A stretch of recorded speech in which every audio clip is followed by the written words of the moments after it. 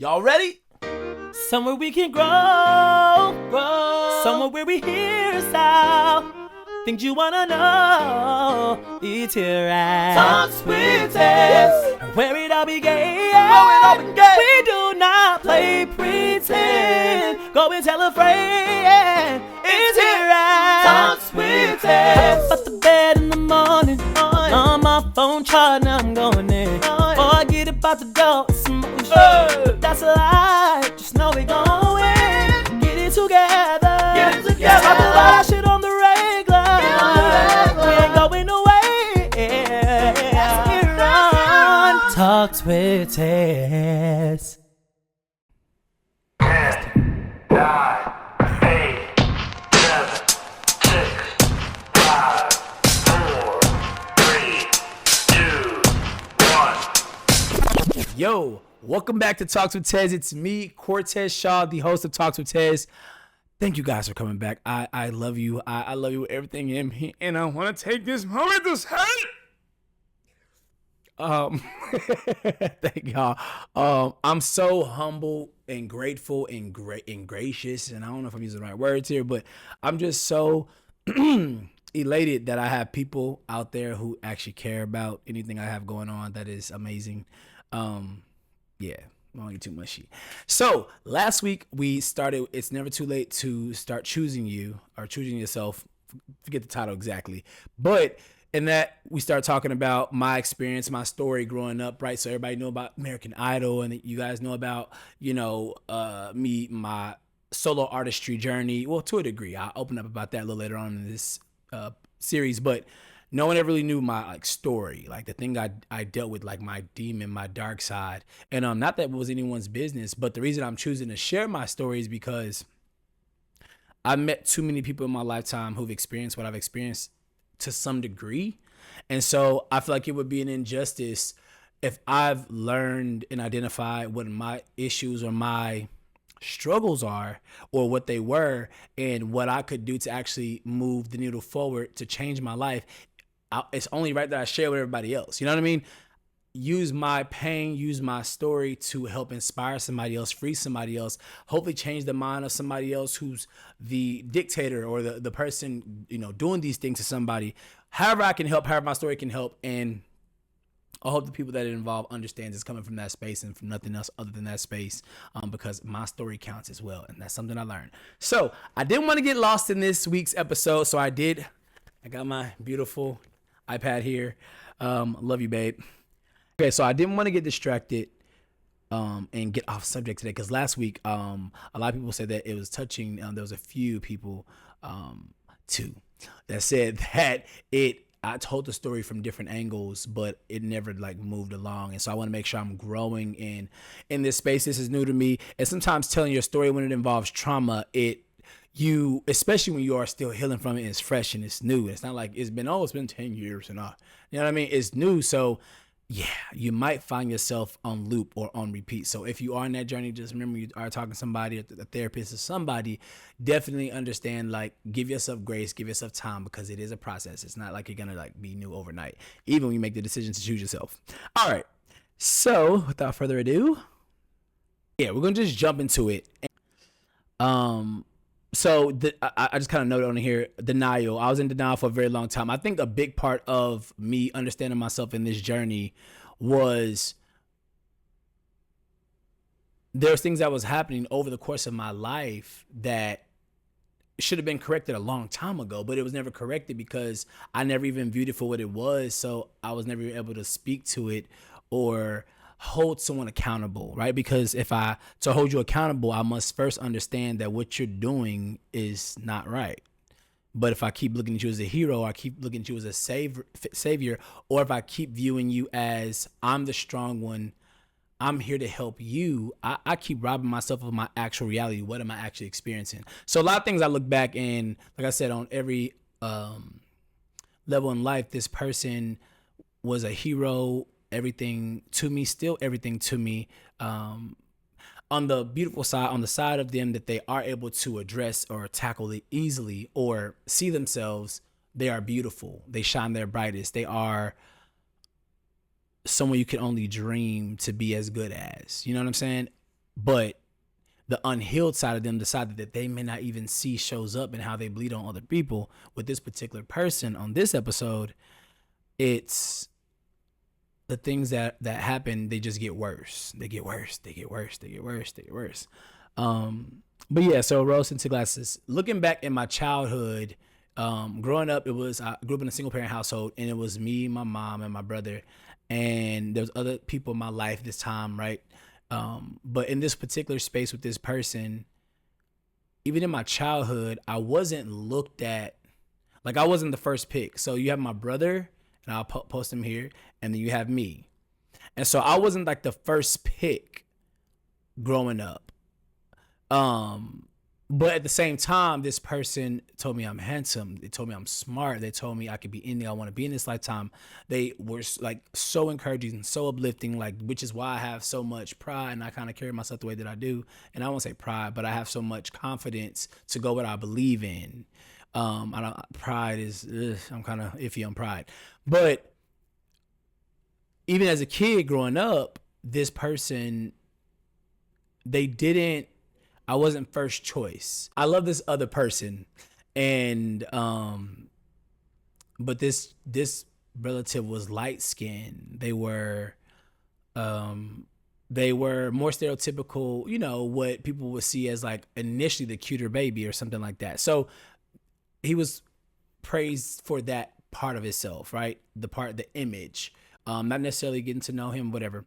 He was praised for that part of himself, and whereas I was, oh my God, yeah, he's so cute too. Oh my God, girl, you got two. You did good. You got two cute boys. But I was always still the second. Even when people would come to the door and they would say, is this person in Tez here? You know, like I was always like the second, and I was cool with it. And especially when it came to the world, as long as I felt, I guess, loved by this one person in my life, I would be able to move on. But like I said, as a child, these things were present. As a child, these things was happening right before my eyes, and I just couldn't see it. I didn't see it that way. And things changed as I got older and I became more resourceful. Obviously, I grew into my looks or whatever. And I don't say obviously, I'm saying, you know, that phase where people grow through their looks or whatever. But yeah, I was, you know what I'm saying?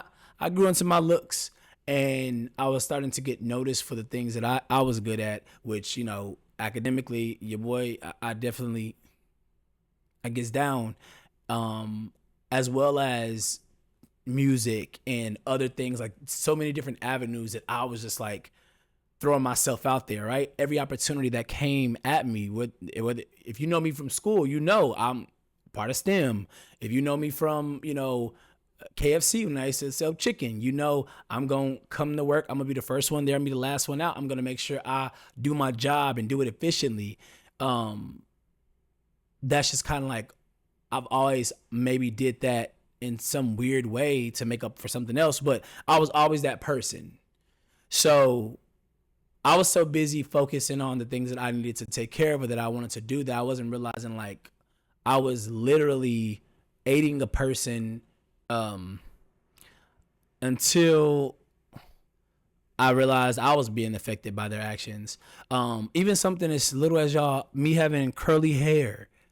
I didn't even know I had curly hair. I didn't know I had a certain hair texture or pattern because I wasn't the child that was like this person loved me. Oh my God, they loved the hell out of me, but I still wasn't, like I said, the first one, so to speak. And I'll tie all this in a second, how this all makes sense. But to where I remember being, I think, 15 years old, and I used to wear my hair in braids back in high school, for those who know me. And I remember the beautician, she was like, oh my God, and I don't believe in good hair, bad hair. Nigga is nigga, okay? But she doing my hair, you know, oh, you got some good hair. Oh my God, and whatever. And then I remember how this person reacted at that moment, like, oh, something else that, oh yeah. And that's kind of like what that was, you know what I mean? All my life, like I felt like the love was there for sure, but it was like in ways that I would shine that would help them look better, that would make them look better. And like, that was the version of the love that I got, and that was the extent of the love that I received from this person. And which is why the support was there, but me being able to like tap into like fully being vulnerable, fully understanding them, fully having that connection with this person because of what they've been through in their past and they didn't heal. I was always brought that opportunity. I remember even as little as, well, when someone choking, like eat something to go, and I'm like, and it turns out in a really weird way, y'all, we have like small throat passages in our family. Like I don't have it, but a lot of the women in our family have it, and so it's easier for them to get choked. Don't ask me, genetics. And so this person growing up, that she would get choked on food or on water. I'm like, are you okay? Okay. And the response would have been like, oh yeah, I'm fine. It'd be, I'm fine. I'm fine. I'm good. And it's just like, why are you so mad? Why can't I show you love in this moment? Like, but it's that they had a fear of truly ever loving to that degree again because of what they've been through in their past, and they hadn't ever healed. And yes, y'all, this shirt is huge. Just listen, the shirt is huge. It's huge, okay? It's huge, but I like it, and so I'm gonna wear it. I am not endorsing. Okay. But yeah, so I looked at my life through rose tinted glasses since 16. I mean, my whole life. And then kind of my story is, I've been paying bills since I was 16 years old. I got my first job at McDonald's that lasted for like 3 months. And I ate a chicken nugget on my birthday on my day off that I came in. I should have just stayed home. If y'all work in fast food and you are off, learn something real quick. Put this in your phone right now. Save your work number as do not answer if I'm off. Or just save as do not answer. Because other than that, they have no reason to call you if you're in fast food in high school. They're calling you because someone called out. Put your phone on do not disturb. This is before that was a fucking option. But yeah, like since 16, I've been paying bills. I've been working. And so I started working at KFC in high school, and I worked there throughout high school. And I've always held down a job and made sure my money was coming in. Okay. But this person's always benefited from my mere existence and would make me feel like what I bring to the table, I'm not doing enough. But I do more than anybody would ever do in their real life.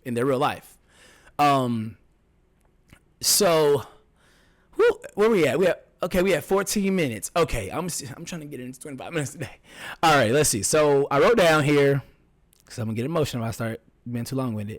I never viewed anything as a competition. I always just simply wanted to help however I could. However, this person and their trauma caused them to always be in secret competition with me. There were many people in my life who did this, but I didn't expect it from this individual. So when it came to this person, I never even considered them to be this way, because that's this person in my life. You know what I mean? Like, you just don't expect that from this person in your life. And I remember even when I moved to Atlanta, and I've moved a few times while I've been here, but I've been here almost 8 years. And I remember this person has never come to see me a day in Atlanta. Not one day, not an hour, not a few minutes, not seconds.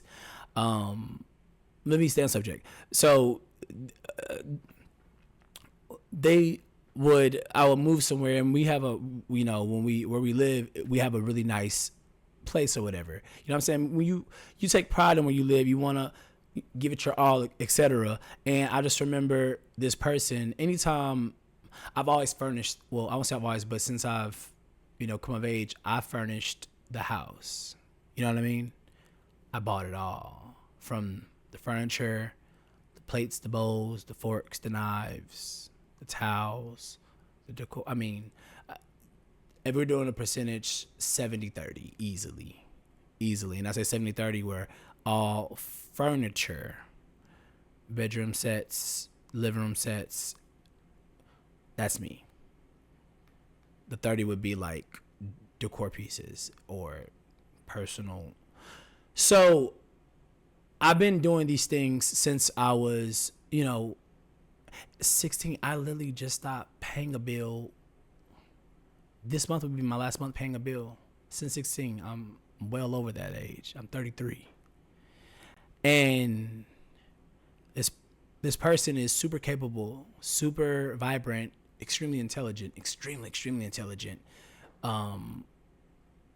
beautiful, drop dead gorgeous, able-bodied, like super healthy. I would just make excuse for this person. The thing about when you're in a relationship with a person like this, a narcissist or an abuser, they somehow paint the picture to where they need you, and they do in a way become super codependent on you because of the other traumas they may have faced in life, and they haven't healed, and they don't want to build those relationships with other people. So you're just the closest thing to them to build a relationship with, but you become the puncher bag.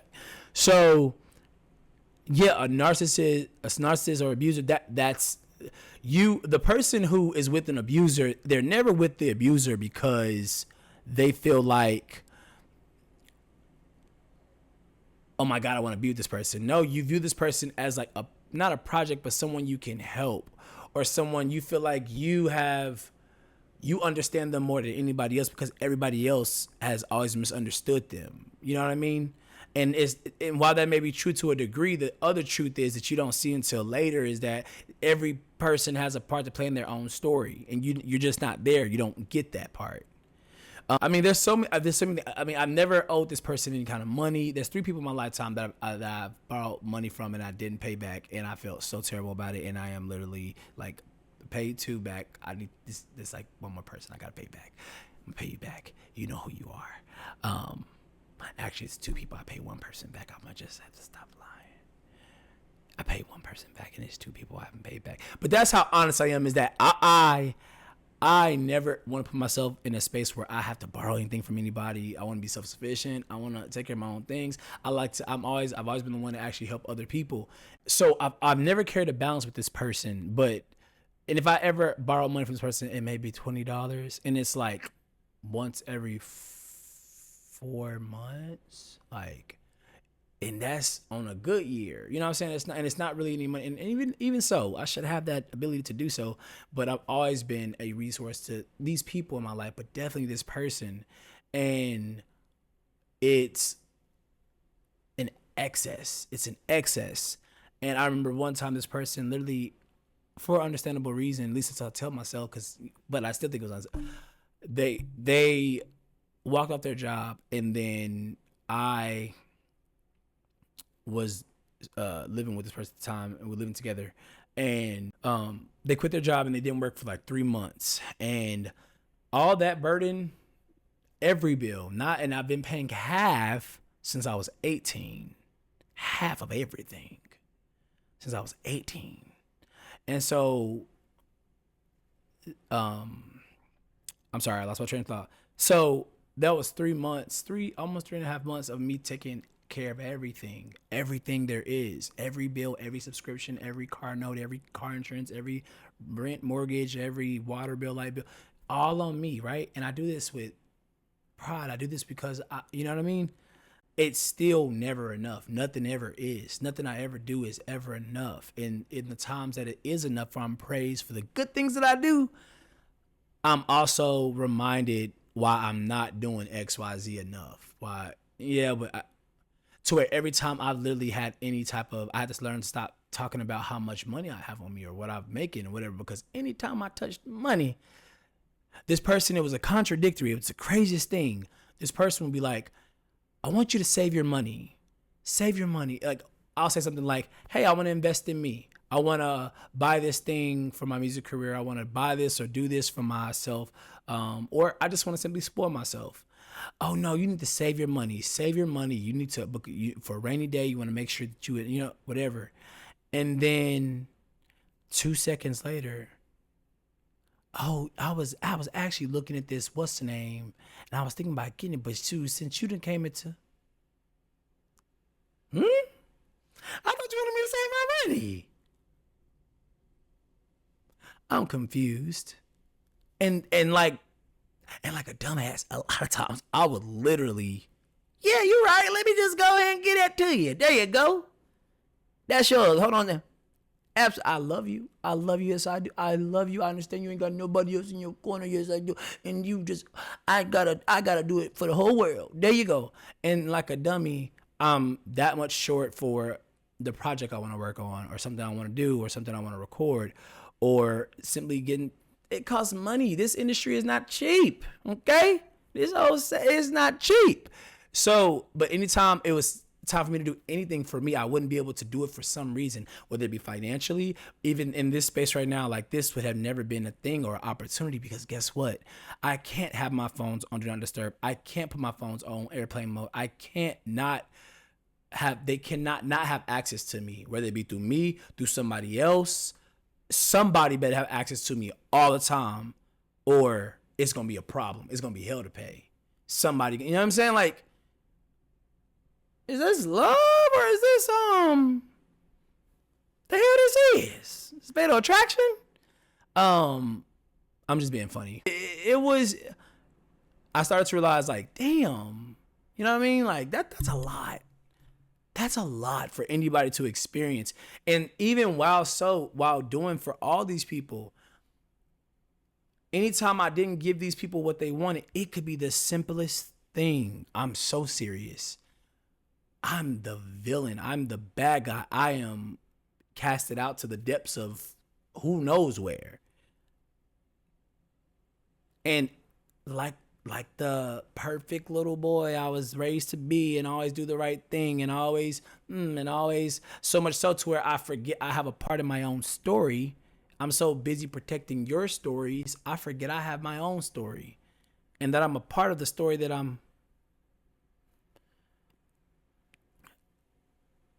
I just simply allow these things to happen. You know what I mean? And then I become the villain, I become the bad guy. Because I finally, to where I literally, like, I couldn't be in this space doing this right now. It wouldn't have been possible. How am I how? If a phone call comes through, I have to answer that call. You know how much anxiety and pressure and always walking on eggshells, because you always, you know what I'm saying? And I'm not saying every experience is a bad experience, because there's a lot of beautiful experiences. But just imagine, like, what you're going through, and then still being told you ain't doing nothing. You ain't doing nothing. Damn, I'm doing all this and I still ain't doing nothing. I'm doing way more than you, and I still ain't doing nothing. Somebody got to make it make sense. So I wrote down, I'm gonna have to cut it. Oh, we're at 25. Okay, good. So we're really gonna chop it up. Okay, we're gonna be at like 10. You know what I'm saying? Okay. So let's get into the different things, right? So I said manipulation. And so I'm gonna try to read these things off, like try to get through it quickly. It says, I would tell this person how I would, I just said to buy something. Okay. This person would be able to. So this person literally would be able to talk to anyone and everyone. I mean, about anything and everything. And they chose who I spoke to. And I know this sounds crazy. Like, what you mean? Like, if it was even people that was my friends or the people I chose to have in my life, they had to have access to them in some capacity. And if they didn't like how that person moved for any whichever reason, well, you pick, right? Some valid and some just what the fuck, then the expectation would be I have to let that person go. Right? And if I don't, and if I stand strong, then they're going to create like a scenario to where either this person's not going to want to be around, or I'm going to just choose to just walk away because I rather whatever. And so I asked myself, I said this before I keep going, why the hell do I just continue to take this? Why do I keep putting myself through this? Like, what am I getting out of this? And so the truth is, when you have been conditioned to always think of others before yourself, or consider others before yourself, you never even have the mental capacity to ever really think about yourself, truly. And narcissists or narcissistic people, or people who prey on these type of people, unhealed people, know this.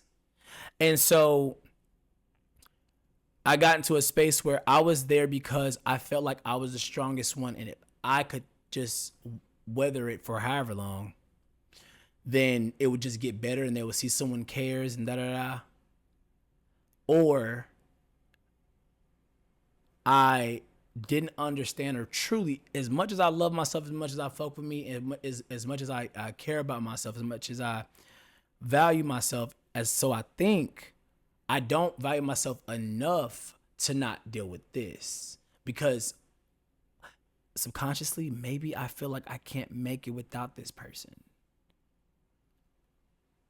especially the role they play in my life. Maybe I feel like I can't do it without them, even though I know the way it's been going and the way that it is.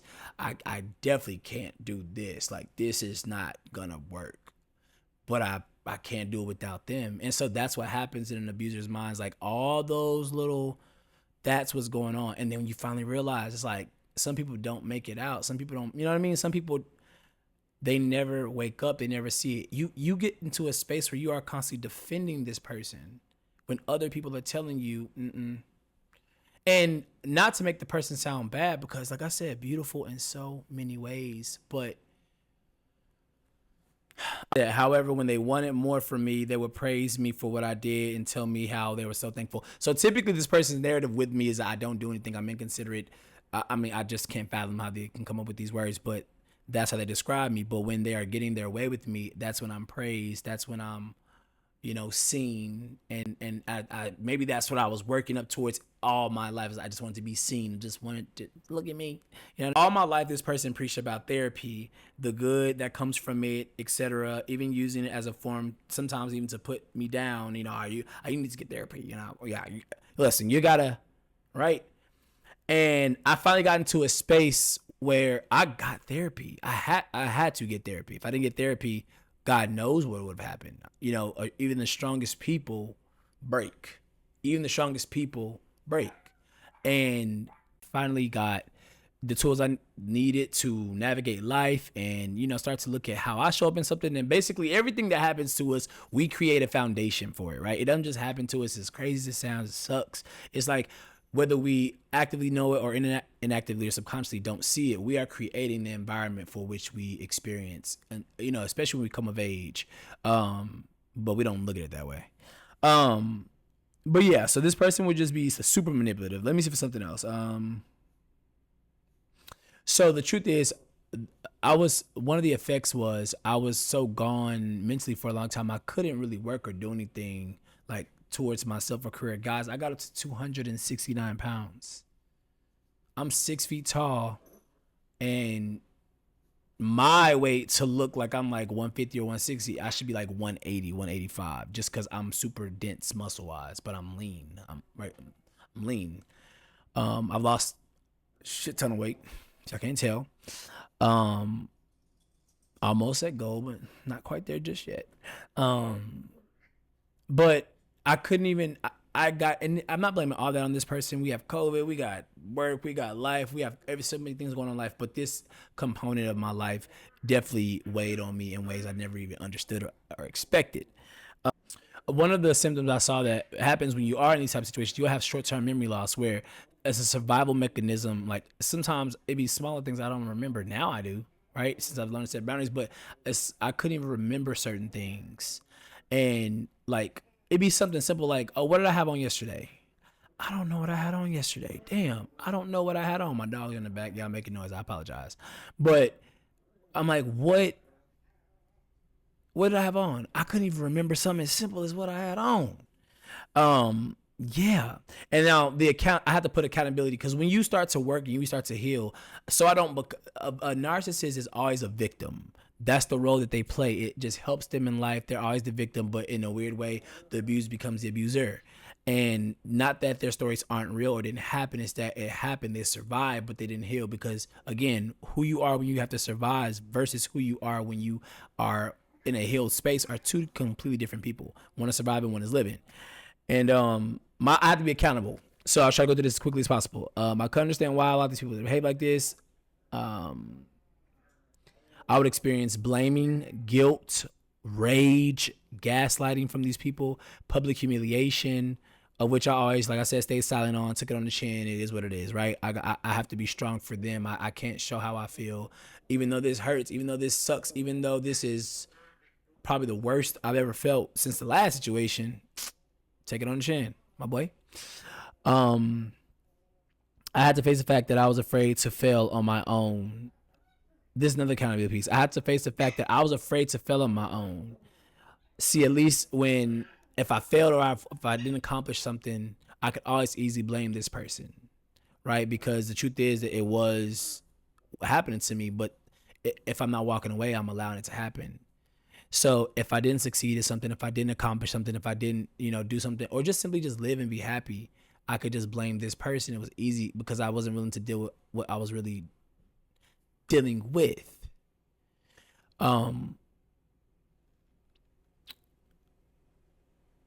The truth is my empathy, which is my level of care. Like I'm a Sag, Sun, Virgo, Moon, Aquarius rising. I don't know. I probably should say too much.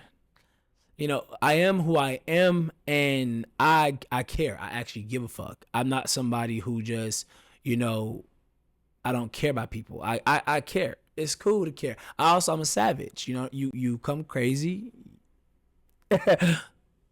But I care about people. And so the truth is my empathy lacked structure. So while my natural me is a person who's caring, a person who actually gives a fuck, a person who's caring, a person who actually cares, not everybody deserves that side of me. Not everybody should experience that part of me. That's the part about learning to protect yourself, choose yourself, set your boundaries, because if not, you'll be spread thin. I was there for everybody. Okay. I know a lot of people ain't can share my story. I know. When someone hurts you, or when someone says something about you or says something to you and it hurts your feelings, it's because a part of you believed what they said. So this person, the hurt they experienced, while it was unjust and while it was, why would you do this if you love me, part of them believed it to be true, which is why it had such a great effect. Part of the reason why I believed some of the comments. A quick story really quickly. We would go to camp. Me and my brother would go to camp every year. Shout out to Young Life Camp. And this particular summer, we went to Arizona and got black. Okay, got crispy. And I already dealt with. So there was never the conversation in the household about complexion or skin complexion, right? So I didn't have an insecurity about my skin tone. And never really in life. But then when I came back from camp this summer, I noticed how melanated and beautiful I became. Okay, super melanated. And you know what I'm saying, you start getting names like Blackie and Midnight and all these other names. I'm like, ooh. And I had never been in that space before. But when that happened to me in life and I came home and we learned about apricot scrub in school, when you get your hands together and you rub your hands and you can exfoliate your skin. And so I literally went and did the apricot scrub on my skin. I learned this in junior high. Shout out to Apollo Junior High. It didn't come off, right? It exfoliated, my skin was smooth and stuff like that. But I've always had pretty smooth skin. But I wasn't lighter, right? So I was so crispy that I was just trying to knock the black off. Oh, people say, well, why did I do this? Because y'all know the old saying, I knocked the black off you. And so I had heard it some time, not necessarily from this person in my life, but from around the way. You know what I'm saying? If you black, it's something you hear. That I thought I could wash it off. Like a deep scrub could somehow lift it and get me back to my old complexion. And so I got to a space where I was so in my head about it that I tried the apricot scrub. The apricot scrub did not work. And so then I went outside in my front yard and grabbed pebbles. Yes, little small, little rocks, little pebbles. And I went into the bathroom. I put them in my hand. I turned the water on. And I put water and I started to wash my face. And I started where I always start, my forehead. And I'm scrubbing. And then I stop and I look in the mirror and the piece of my white meat under my skin is actually exposed, right? And it's painful. It's I can start to see the blood starting to spew through the little pores. Spew the little pores. And yeah, I knew I had to heal that. I had to deal with that. I had to confront that because, baby, I love me. I love all of me. And that's the thing is when we're offended or something hurts us, a part of us believe it. That's why it hurts so much. So you got to forgive the person who did it to you, and then you got to forgive yourself for believing it to be true, for that to even have an effect on you. And because when you start to really choose yourself and really love yourself, you won't put yourself in certain environments to experience certain things. The truth is, when you're trying to leave a person like that, or not be in company with that kind of person, they're not gonna just say, "Oh, you right. I've been treating you wrong this whole time. You really been good to me. Like, truth is, I be saying all that stuff, but you really been good to me. I know I spazzed, and you never really deserve that. You know what I'm saying? You finally see you and see your worth, so let me just make sure I treat you the same way you should deserve to be treated." They not doing that, y'all. They not doing that. So when you just know that when you set your boundaries, when you start to choose yourself, it's not gonna be, I finally choose me and this person's gonna understand and respect. They're gonna try every little thing they did to get you back in line. You still have to walk away. You still have to sever those ties. You have to sever those ties, because what you don't heal, because again, if you keep bringing yourself around, so this is another thing about it. Once you heal something, you can't continue to go around it. If you continue to go around it, if you cut yourself and you go and you heal yourself and you put your bandage on there and your ointments and you let it heal, and then you go back into the same forest that sliced you up, you're gonna get sliced again, right? And then let's say you didn't really wait the time it needed to heal or do the work that you would need to do to heal it, and then you go back in there, it's gonna cut deeper. So if you keep telling yourself, I'm healed from the situation, it doesn't affect me. What happened to me as a kid, or how this person treated, how my mom treated, how my dad treated me, how my sister, brother, friends at school, how they treated me, it don't affect me no more. I'm just this person. No, it's gonna show up in different little ways in your life. You're gonna bleed on people who didn't cut you, because again, if you keep putting yourself around that, and a lot of times people keep dealing with the people who actually hurt them. I'm not saying you have to forgive a person for yourself, but when you're forgiving them, you forgive them and you move away. You give them space to also grow. Give them space to grow. Let them catch up, let them grow. And if they don't ever want to grow, that's fine, but you have to live your life, right? Again, if you keep going back into something, you're going to keep getting cut. A person can only pour from a cup of what they have. If you want to have peace, love, happiness, and joy in your cup, and you put that in your cup, and you got this person who got peace, love, joy, and happiness, unhealed trauma, that when y'all interact, when y'all convene, they're going to pour that into your cup. Am I ashy? Just a little bit. They're going to pour that into your cup. And so your once joy, happiness, peace cup that you had, now you got a little bit of that trauma, right? But you keep going out, you keep dinging cups and getting some of their shit spilled into yours. Give that person distance. Give them their distance. Love them. Pray for them. Do whatever you need to do, but don't identify with what you've been through, and don't let that become your identity, right? Identify what happened, but don't let that become your identity, because if not, then you're gonna be the next nigga. You're gonna be the next person out here walking around looking hurt and feeling like the victim, and not seeing this. When there's nothing worse when someone says, "I ain't got nobody. Don't nobody care about me. Don't nobody," and you literally right there. Have you ever dealt with that? Have you ever dealt with somebody who's so hurt and so broken to where they keep saying no one is there for them, and their story may be true, but they're not real. Yo, I freaked out. I thought this episode wasn't recording on the condenser mic. I was gonna cry. But they're not seeing that you're right there in front of them. You're right there into the thick of it. Into the thick of it. Oh, you know what I mean? You're right there. You're right there. Like, what you mean? You ain't got nobody. You got me. But they can't see you because, again, they never healed from that. So their vision is skewed. They're not experiencing life as it's happening. They're walking in their reality. In their reality, they have to control every piece of the puzzle, including you. Because if not, the last time they didn't have control of their reality or of everything or everyone around them, they were hurt. And they were hurt to a point to where they never healed it. Don't be that person. Go get therapy. Okay? All right. I'm going to this iPad one more time. The truth is, love heals everything, but I'm going to get into that next episode. I'm going to give you a little teaser. So in next episode, we're going to talk about how being around unhealed people give you complexes or show up in your life, right?